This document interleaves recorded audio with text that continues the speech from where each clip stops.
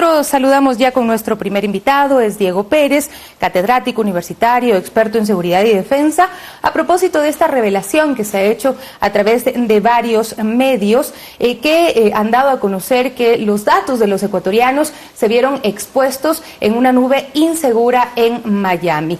¿Qué implicaciones tiene todo esto, tomando en cuenta de que ya las autoridades ecuatorianas se han pronunciado y están también actuando? El día de ayer se ha detenido a uno de los principales de la empresa Novastrat, según informó la ministra María Paula Romo, y además el presidente Lenín Moreno ayer dispuso a los ministros María Paula Romo y también al ministro Michelena que informen públicamente sobre esta filtración de datos, la investigación en marcha y los responsables, además de enviar un proyecto de ley de protección de datos personales en el que se venía trabajando desde hace meses atrás.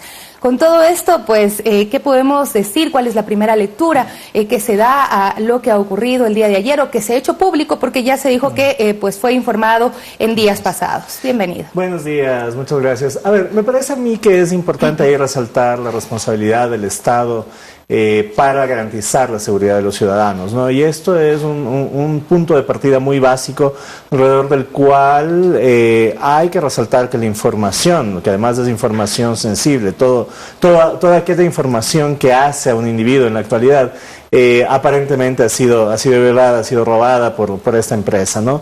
Y yo creo que ahí es importante comenzar a alar el hilo y encontrar qué más hay allí. Me parece que no todo se agota en descubrir que ha sido esta empresa la involucrada en el proceso y que se hayan tomado las decisiones judiciales que son pertinentes, me parece, pero me parece que esto va mucho más allá. Lo importante es descubrir cómo estos datos llegan a Novastrada, esta empresa que ha sido constituida por estos dos ecuatorianos. Sí, justamente ya eso iba, porque es información, si alguien roba algo como esta información es con una finalidad posterior, ¿no?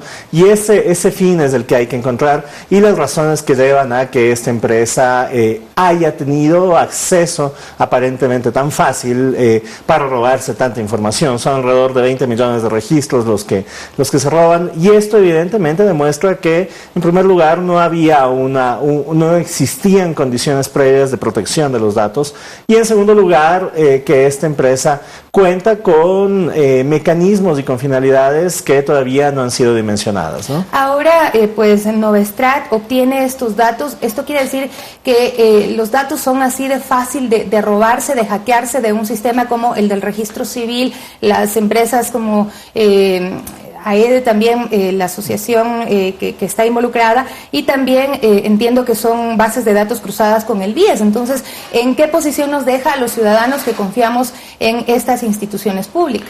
A ver, yo creo que hay una discusión en marcha que no ha sido atendida todavía desde las perspectivas de la seguridad del Estado, y es justamente la que tiene que ver con la ciberseguridad.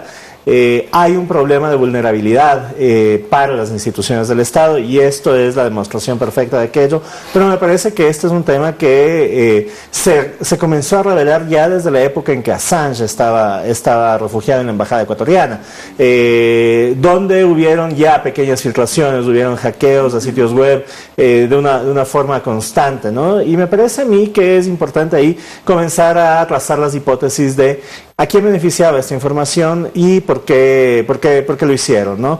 Y alrededor de esto, obviamente, es necesario tomar las medidas que permitan garantizar la seguridad de la información. En ese sentido, la propuesta o la oferta de remitir una ley de protección de datos me parece importante, aunque desfasada. Pero en este momento, ¿qué se podría hacer con esta ley de protección de datos? Justamente, y eso digo, es el equivalente a vacunarme contra la gripe cuando tengo ya la enfermedad, ¿no? Entonces me parece a mí que ahí es factible, es razonable enviar esta ley de protección de datos para todo aquello que pueda suceder posteriormente. La gran pregunta que debemos hacernos ahora es en qué medida los datos, mis datos personales, los suyos, están protegidos, cuáles son estos datos que han sido transferidos a esta empresa y cómo cómo recuperarlos, ¿no? De alguna forma, cómo evitar que esta información siga siendo pública en alguna nube, que eso lo siento difícil. Eso es lo importante. Novastrat le dice pues en su página web a las empresas: tome decisiones financieras con información actualizada de todo el sistema financiero ecuatoriano. Bastante atrevido ponerlo públicamente y mostrar esto de esta manera, pero nosotros los ecuatorianos hemos estado expuestos a muchas llamadas telefónicas de empresas, de bancos, de aseguradoras que utilizan nuestros datos, que nos llaman continuamente, y también ahí nos preguntamos cómo es que tienen estos datos y por qué tienen esta información sensible, cómo es que saben cuánto gano, cómo es que saben qué manejas, qué tarjetas de crédito manejo. Entonces, digamos, no sería exclusivamente esta empresa, sino quizá muchas otras más las que tengan nuestros datos. No, y por eso justamente yo decía, es necesario a partir de este caso comenzar a deshacer el ovillo, ¿no? Y descubrir qué más hay atrás de esto, porque me parece que el acceso a este tipo de información, por un lado, sí, tiene estas implicaciones que vienen del sector privado, es decir, lo mencionado, ¿no? Que nos llaman a ofrecer tarjetas de crédito y demás, teniendo absolutamente toda nuestra información, pero por el otro lado, esto tiene unas implicaciones de seguridad. ¿Qué sucede con estas organizaciones de crimen, de crimen transnacional que pueden buscar a través de información cruzada del SRI, de información de bancos, decidir a quién secuestrar, ¿no? Creo que este es un tema sumamente delicado, que es necesario verlo en una dimensión un poco más amplia, y allí es importantísimo, en primer lugar, garantizar a partir de este día la seguridad de los datos que tenemos, los que quedan, aquellos que no han sido difundidos todavía, garantizarlos de una forma muy potente. Pero por el otro lado, yo creo que es muy necesario pensar a futuro cómo se van a regular y cuáles son los contenidos de esta propuesta de ley. ¿Y cómo se va a proteger también a los ciudadanos que han sido expuestos? Porque aquí vemos que en esta base de datos hay información de menores de edad y demás que podrían constituir más adelante, pues, un elemento para facilitar el cometimiento de delitos. Sí, así es, y eso son 20 millones de datos entre personas vivas y personas muertas, que tienen datos sensibles como la dirección, el número de teléfono, el número de cédula, y a partir de eso se pueden extraer muchos más datos, ¿no? ¿Quiénes pudieron haber accedido a estos datos? ¿Cuánto tiempo pudo haber estado en esta nube insegura toda esta información? Las personas que compraron estos datos, porque esta empresa los vendía, ¿también son responsables de algún tipo de delito? A ver, yo creo que ahí va a ser un proceso judicial muy fino y que muy probablemente va a trazar precedentes para la legislación ecuatoriana, porque me parece que sería el primer caso grande de estas dimensiones de robo de datos, ¿no? Y yo intuyo que a partir de esto va a ser necesaria una reforma un poco más amplia en los costados penales del lado judicial, pero además creo que es importante ahí anotar que estos datos, si bien se han encontrado a estas dos primeras personas, a estos dueños de la empresa, creo yo que es, insisto, necesario descubrir cuáles eran las conexiones que ellos tienen en los sectores privados de la banca, en los sectores públicos, del registro civil y otras instituciones, porque evidentemente esa información surge de algún lado. Ahora, ¿cuánto tiempo estuvo subida en la nube? ¿Cuánto tiempo estuvo esta información disponible?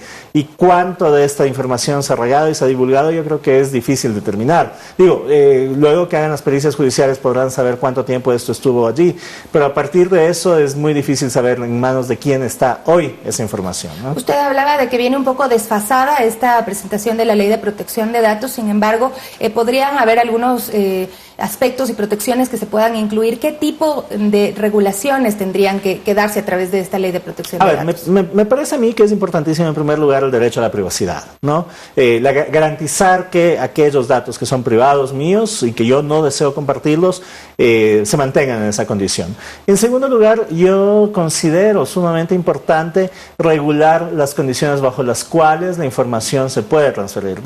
En una época en que la información termina proveyendo tanto poder como provee, es necesario establecer las líneas de límite alrededor de qué información se comparte y cómo se la comparte y a quién se la puede compartir, ¿no?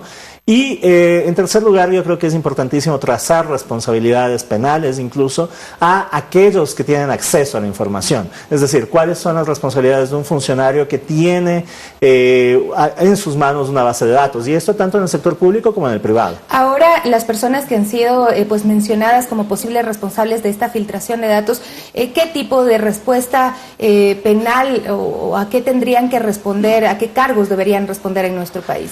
Bueno, habrá que ver cuál es la posición que toma la Fiscalía frente a ellos y de qué se los acusa, pero me parece a mí que ahí existen efectivamente mecanismos alrededor, todavía muy débiles, pero en todo caso, alrededor de suplantación de identidad, robo de información y demás. Habrá que ver cómo se configura el tipo penal alrededor de esto, pero me parece a mí que es importante no quedarse solamente en estas dos personas que han sido detenidas, sino, como dije, tratar de descubrir cuál es el tramado que hay alrededor de esto. Y el Estado como tal no puede lavarse las manos de la responsabilidad que tiene en torno a la protección de los datos de los ciudadanos. ¿Quiénes deberían responder por acción o omisión? Bueno, a ver, me parece a mí que las líneas de responsabilidad han sido claramente definidas por el presidente el día de ayer, ¿no? Tanto la ministra de Gobierno como el ministro de Comunicación, que han sido los dos funcionarios que han salido públicamente a dar la cara alrededor de este tema, constituyen la primera línea de responsabilidad en este tema. Y es por eso loable que hayan desencadenado estas acciones para tratar de descubrir qué sucede, proponer la ley de protección de datos, pero me parece que es necesario saber qué pasó en todos los días, en todos los meses, en todos los años previos a este incidente, ¿no? Y que nos puedan decir si es que en este momento nuestros datos están protegidos, porque estamos precisamente en un proceso de recolección de datos biométricos y demás que incluyen el reconocimiento facial para la constitución del pasaporte biométrico. Entonces, hay un grupo de ciudadanos que también revisaba que están pidiendo que se pare este proceso mientras exista la confirmación o se pueda confirmar de que hay seguridad de las actuales y futuras bases de datos. ¿Qué opina usted al respecto? Sí, y justamente esa es una responsabilidad primordial del Estado, garantizar nuestra información, porque justamente en este proceso de recuperación de la información para el pasaporte biométrico, pero dejando de lado, digo, cualquier otro trámite en el Ecuador requiere una gran cantidad de información que es administrada por lo menos de manera borrosa, para no decir irresponsable, ¿no? Es decir, en qué medida la copia de cédula que nos piden en cada trámite es utilizada de manera adecuada, para qué fin esta es solicitada a pesar de que existe una disposición de que ya no sea demandada, ¿no? Digo, hay un montón de aristas alrededor de esto que es necesario revisar, pero sí, es fundamental garantizar que para el Ecuador en los meses siguientes esta información esté garantizada. Y yo creería que el día de hoy nada de la información que tenemos está garantizada porque no sabemos cuál fue la extensión completa de la información esta que se ha filtrado hoy y no sabemos qué otras fuentes de información equivalentes pueden estar allí. Muchísimas gracias por acompañarnos el día de hoy. Clarísimo, Diego Pérez, catedrático universitario y experto en seguridad y defensa, hablándonos acerca de esta filtración de datos personales a los que nos hemos visto expuestos todos los ecuatorianos y ecuatorianas. Hacemos una pausa en este momento y regresamos enseguida con más de Primera Impresión.